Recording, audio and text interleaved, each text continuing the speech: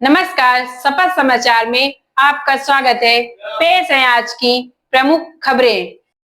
लखनऊ से बड़ी राजनीतिक खबर है। काशीराम की विरासत को लेकर सियासी संग्राम तेज हो गया है।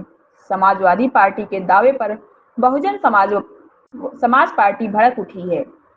बसपा सुप्रीमो के बाद अब प्रदेश अध्यक्ष विश्वनाथ पाल ने भी सपा प्रमुख अखिलेश यादव पर सीधा हमला बोला है।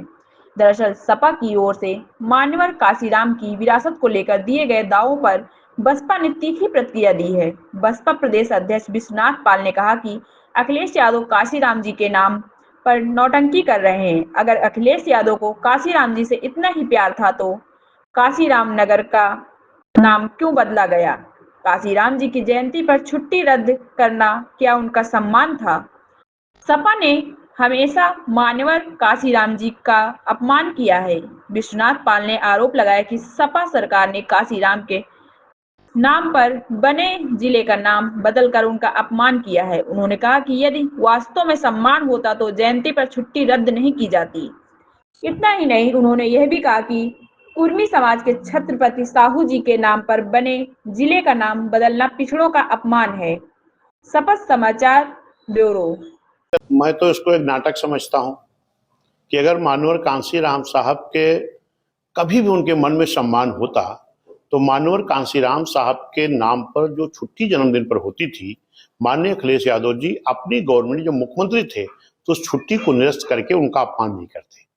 मानवर कांसीराम साहब के नाम से मान्या बहन जी ने अलीगढ़ मंडल में एक नया जनपद बनाने का काम किया था प्रदेश के विकास के लिहाज से, जिसका नाम मानवर कांसीराम साहब नगर रखा गया। अगर उनके नाम को नहीं हजम कर पाए हैं तो उनकी विचारधारा को कैसे हजम कर पाएंगे? मायावती शासनकाल में जिन जिलों का नाम बहुजन नेताओं ने नाम रखे थे उनका नाम अखिलेश यादव ने बदल दिया। फिर आज बहुजन समाज की बात क्यों कर रहे हैं? तो इसको नाटक नहीं समझेगा बहुजन समाज। चाहे उन्होंने बाबा साहब के नाम से जिला बना था भीमनगर, उसको बदलकर संभल कर दिया। छत्रपति साहू जी महाराज जो कुर्मी समाज में जन्मे, पिछड़े समाज में जन्मे, आरक्षण के जनक, बहुजन के मसीहा, उनके नाम पर बहन जी ने इधर सुल्तानपुर से काटकर जिला बनाया, उसको भी माननीय अखिलेश यादव जी ने बदल करके, जबकि पिछड़े समाज के मुख्यमंत्री हैं और पिछड़े समाज के महापुरुष, आरक्षण के जनक, उन्हीं के बल पर उनको भी आरक्षण मिला है। उनका भी नाम बदल करके अपमान करने का काम किए।